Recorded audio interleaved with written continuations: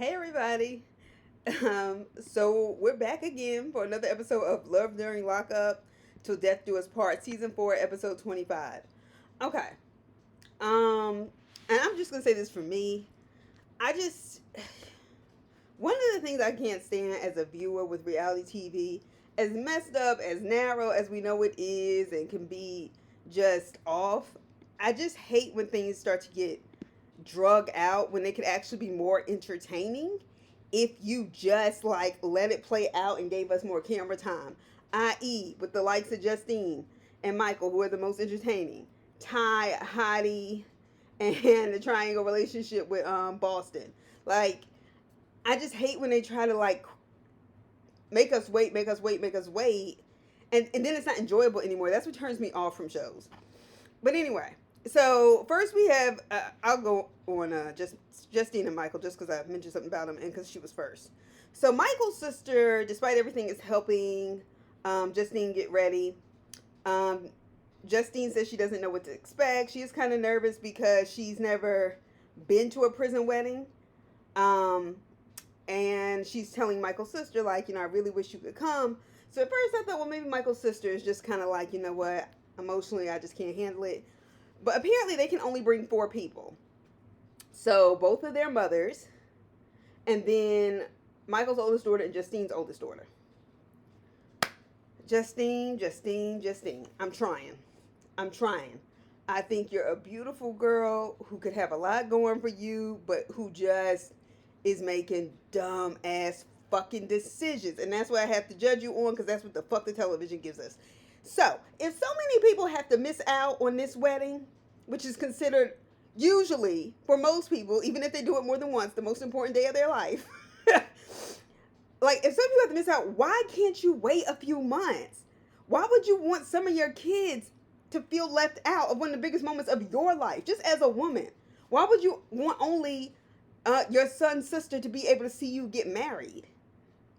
If you don't want them to see a prison or you can't choose, which you shouldn't, then fucking wait. It's not like he's contributing shit to the household. Like, oh, I'll have access to this money if I'm with him. Okay. Baby. Anyway, so, yeah. So she says she didn't really get any sleep, like 3 hours. Nobody cares. The mom was like, is he going to be in handcuffs? Justine's mama staying her ass, and I'm here for it. Then she said some of the guys wanted to throw him a bachelor party. Justine, I'm gonna need your imprisoned soon-to-be husband or fiance. I'm gonna need for you to question what the fuck a bachelor party could look like in jail with all men for a man that you think is heterosexual.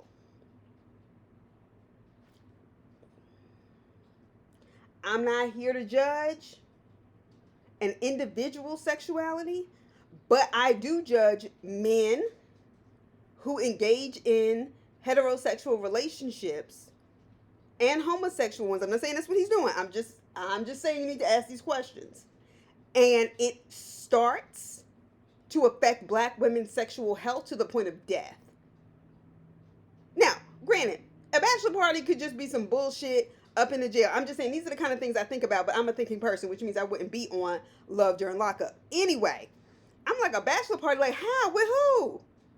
I have questions. I have questions. So they're talking too much around the kids as far as I'm concerned because they're having this conversation in the car. I know those are their oldest two children. I don't care. I don't care if they were the oldest. I thought Justine was talking too much. I thought the grandmama, Michael's mama, was talking too much. I thought Justine's mother was saying too much around the children. Okay? And I'm not understanding why they were talking about, his mother and her mother, like how her life was going to change. Not because she's going to be dealing with an ex-con who's trying to get his life together. But they were talking about him like he was like Meek Mill or like Tupac or somebody who was a star. The point I'm getting at, somebody who was at least popping, whether you liked them or not, but you knew who they were before they got locked up. Because, what? Oh, your life's going to change to be a lot of women around him? Says who? Damn sure not for that rapping. Anyway. But that's as far as we get. Like I said, WeTV is playing with us. We should have gotten to the prison wedding and her out and how she felt by then. Anyway, then we get Melissa and Louis. Louis is the smart one in the relationship. Now I don't know if that means that he's smart. I'm just saying he's the smart one in the relationship. So Melissa is at the airport, still fucking stuck in her high school years. Like everywhere she goes, she just has this cloud of Saved by the Bell just everywhere. And she's trying to still be like the young ninth grader who's looking at the senior, trying to get the cute popular guy. So she explains that basically Louis is in a transitional home. He's not like in a jail, like a cell, a cell, a cell. Okay, girl. Okay. We get it. All right. Her sister, she calls her sister Allie. And her sister is over from the time she answered that phone. I can hear it in her voice. And she said, well, guess where I am? Guess where I am? And her sister was like, where? She was like, Georgia. Her sister was like, you're crazy. I mean, like, you are freaking nuts. So she's outside. Not only does she drive, okay, and I am from there, okay? I am from Georgia. I'm from the Atlanta area. I can tell you that there's Atlanta proper, the city, and then there are a series of suburbs. Where she was going was Beaufort, Georgia. Okay? That is far from the airport. Okay? So she not only rented a car, she made an active choice to drive, and then wasn't even sure if she was going to see him. Like, I just don't, And Melissa, you are like 39. You're too old. You're too old. And I say stupid, like not even slow, or maybe you matured, like, because you still haven't matured at all. And I'm just like, what the fuck? Anyway, this bitch is outside his job with binoculars and a fucking camera crew. I know they don't show the camera crew, but we're watching this on TV because there's a fucking camera crew, okay? And we're supposed to believe this shit. I was like, okay. So she said she calls him and was like, I'm at your job, whatever. And he was like, wait, what? She was like, do you see me? Like dumb shit. And she was like, I'm going to flash you. He was like, no, you're not. Now, a man who's been in jail in a transition home is telling his girlfriend not to flash him. He was like, he doesn't know what the repercussions are for her going over to his job. And he's like, do you want me to go back to prison? Suppose there's consequences for this. I didn't ask about these things. And honestly, to some degree, if he's this close to being done, I wouldn't ask about it either at this point, because if you ask about it, they're going to start looking for it. But that's just me. Like, I can't with Melissa, like, you're a special kind of stupid. And not only are you doing things that are stupid, you're doing things that are consequential, not only to yourself, but to somebody who's been locked up in prison. And he was like, in Georgia, they don't play about the law. No, they don't. They don't get their tax money from no place else. They need their free labor in prisons. Don't get me started. So she was like, when I guess she reappears from popping out from meeting with Louis, she was like, we just made out. And she was like, do you think anybody saw us? And she was like, I don't think so. And I'm like, bitch, you had a mic on and a camera crew. Melissa, what is going on? Like, I just can't. With these people signing up for these shows to look so damn stupid. I just want people to not be so damn stupid. Speaking of people who aren't so damn stupid, let's talk about Emily Adari. Okay? I wonder if his name was supposed to be Darius and Dari is just for short. I mean, it's not a bad name. It just seems, I don't know. Anyway, so one of his friends called her. His name is Smoke. Let me tell you something. You got a nickname like that? Smoke. Remember we were watching Different World and Jada Pinkett was on there, and she brought Tupac on there as her friend, and Mr. Gaines at one point picked up the phone and she was like, hey Piccolo. He was like, Piccolo? Who in the hell would name that child Piccolo? He didn't say it like that, but I'm just saying. Smoke is like Piccolo, okay? And so he's asking for Dari's, basically his stimulus money. And she's like, I'm not giving him his money. As far as I'm concerned, I'm power of attorney. I have his stimulus money. I'm in criminal data research. And they're talking about this business venture. Emily is like, he doesn't like me. He was not nice to me. She's talking about Smoke. And she knows that Dari has been cheating on her. And Emily is clear that Smoke is full of shit. That whatever business venture this is, she's not giving him a damn dime for it. And I was like, Emily, girl, you smart. But you dumb for being on this show. Like, just stop. Because it don't even seem like you interested in Dari no more. And that's fine. Just move on. All right, so she's basically like, Dory cheated on me. I'll do whatever I want with his money, and legally she can. Then his friends are like, we get this weird scene where it's like Smoke and his homeboy, that's not the guy from jail, it's not Dory, talking about whether or not Emily will keep her word. And I was sitting up here like,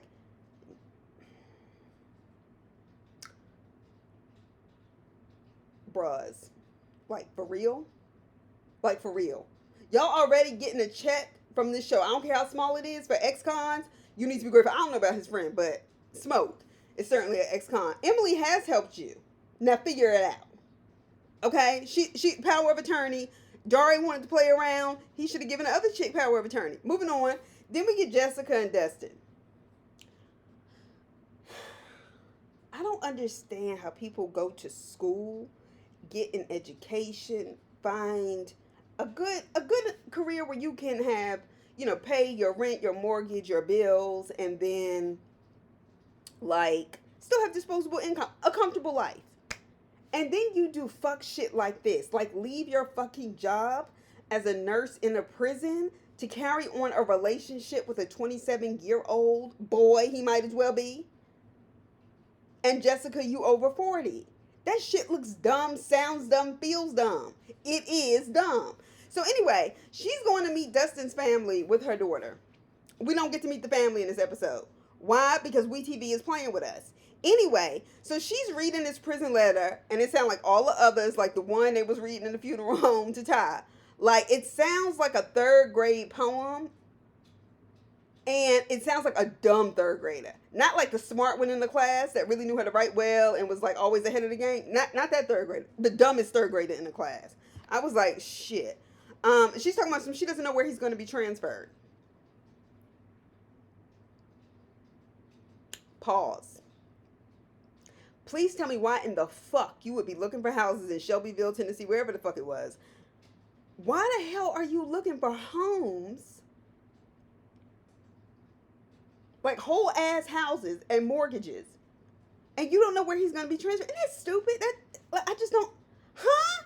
Anyway, she was like, well, he's always in the box. I've heard people say the box or the hole, which keeps him from making calls and being able to talk to people. And she's like, there's a witch hunt, out for him.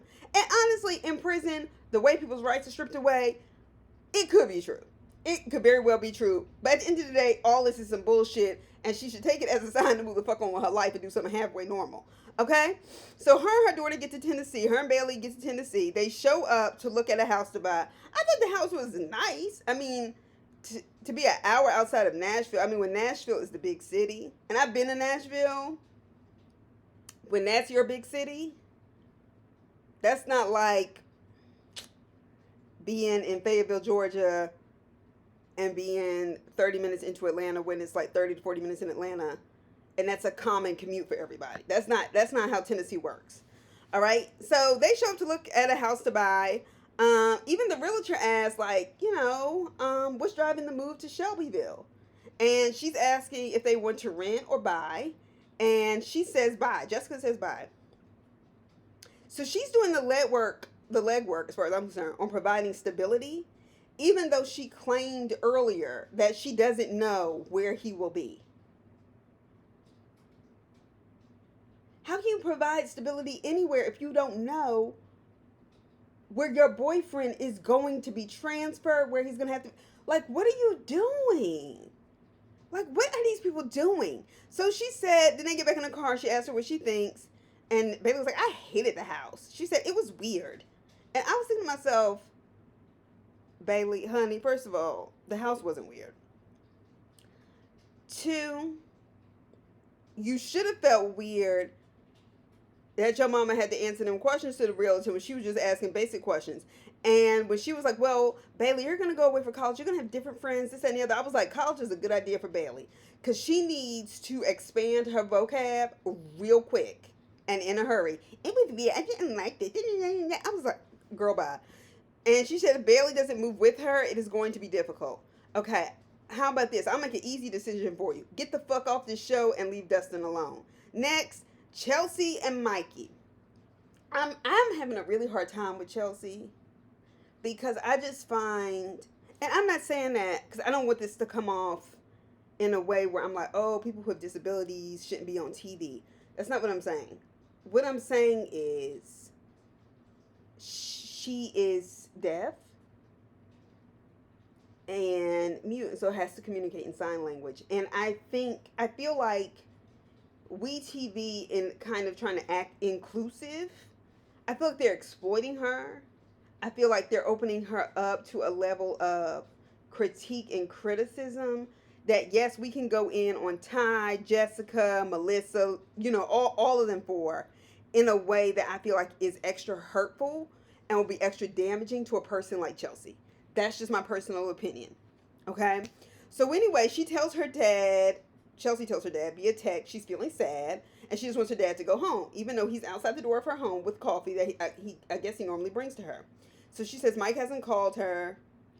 They usually talk 5 to 6 times a day. And 2 days ago, she told him she wanted him to meet her father. You can tell she's very close to her father. Now, one of his friends who sent some weird emails to her, now that's weird, said they don't know what hospital he's in. Okay. Her father listens. She eventually lets her father in the house. Her father calls the prison. They say they get to like the prison like warden, not the warden, it was some kind of captain, whatever. And they say there's nothing wrong with him, but plenty of people have called asking about this individual today. Okay? That's a big ass red waving flag, okay? He said a woman and her daughter called. That's not Chelsea. All right? And so when Chelsea was like, well, what did they say? She's communicating in sign language or whatever. And her dad just said, he's fine. He's fine. There's nothing wrong with him. The person on the phone was like, that person is not in the hospital. They're not sick. They're here. And there are no ailments, basically. There's no illness or anything. And her father doesn't go into detail. I'm sure he didn't want to hurt her feelings. I'm sure he didn't want to hurt her feelings on television. And I appreciate that. But I also think this is extra exploitive. I don't know. I just find it, I don't know. Anyway, she drives away and he was like, she won't be back. He tells the cameras that's just the way she is. If she drove off like that, don't wait. She's not coming back. And instead she meets up with her friend Beth. And I guess she got mad at her friend that she works with, who told her she thought all this was bullshit and her friend was right. So now she's talking to her other friend Beth. And she says she worries. Beth is asking questions. And Chelsea is just like, I don't know. I don't have the answers to any of this stuff. And she has these vague emails that don't match up with Mikey or what she knows of his friends, whatever. And Beth, like her friend, I can't remember her name from last week, told her at work. She was like, this is bullshit. I don't believe it. And she doesn't know what his family is thinking. The friend and Beth is basically like, we need to investigate. We need to get to the bottom of this. And Beth, if you want to carry out this investigation, please do so and take the cameras with you. Because we need to get to the bottom of this so this can stop happening. Then finally, this is why I thought they're playing with us. Okay, the most interesting storyline or the most entertaining one is Ty and Hottie and in parentheses and Boston. So Ty calls Kyoka, who is Hottie's cousin, the one who gave her the ring or whatever. And she wants them to meet up because she has to go check on the cemetery plot and wants his cousin to meet her there. His cousin comes and she was like, wow, we meeting in the cemetery? She was like, yeah.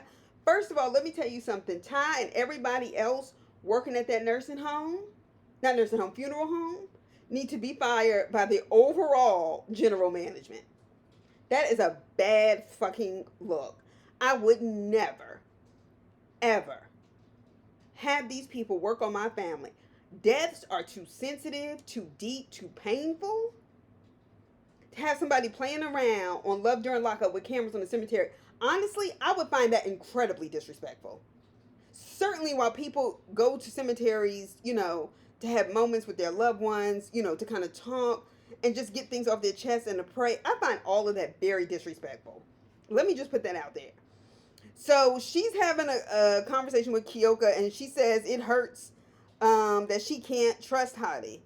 First of all, you're only dating men in jail because you think you can control them because they can't go anywhere. And the gag is they playing you. Anyway, she can't trust him, but she was telling us that she hasn't added anybody to her roster. Girl, bye. All right, so the cousin tries to hug her, and they are having this convo in the cemetery. Cousin she started asking the cousin questions like, "Did you know he was proposing to Boston? Did you know he was engaged to Boston?" Because not Hottie's cousin, Ty's cousin was like, he said he was engaged, but not to you. He said he was engaged to a girl named Boston. So just the fact that he is claiming Boston in normal ass conversations, even if he didn't know they were related, Ty, you know enough. You know enough to fucking walk away. You don't need to ask Boston shit. We don't need to see you fight this young girl. We don't. We don't. We don't. We don't. And you got the nerve to be crying. But like, anyway. Now the cousin was just lying like a motherfucker. But she was just like, I gave the ring back to his manager. Yeah, he said if Ty said no, give it to Boston. She said, but when she said yes, I gave it back to his manager. And I think the producer asked, like, are you telling the truth? And she was like, yeah. And Ty said she basically doesn't question Kyoka's character. She just thinks she's out to protect him. And I'm like, yeah, that's her family. And now she don't want no parts of this. All of this is a mess. But let me tell you something. Ty and Justine would have been the most entertaining parts, and what they should have done was just focus on them most of the episode. But that's all I got. I'll talk to y'all later. And y'all drop down in the comments. Let me know what y'all think. All right. Bye.